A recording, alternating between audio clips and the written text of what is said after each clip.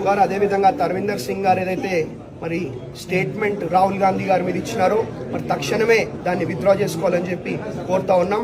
లేని పక్షంలో మరి బీజేపీ పార్టీ వాళ్ళని తక్షణమే సస్పెండ్ చేసి మంత్రివర్గం నుంచి కూడా మరి తొలగియాలని చెప్పి మరి కోరుతా ఉన్నాం. ఎందుకంటే రాహుల్ గాంధీ గారు గత 20 ఏళ్ల నుంచి పార్లమెంట్లో మన ప్రజలందరూ కూడా ఎన్నుకొని పార్లమెంట్ కి పంపించడం జరిగింది. అట్లాంటి నాయకుడిని ఇవాళ టెర్రరిస్ట్ అంటా ఉన్నారు. అట్లాంటి నాయకుడిని ఏది పడితే అది మాట్లాడుతూ ఉన్నారు.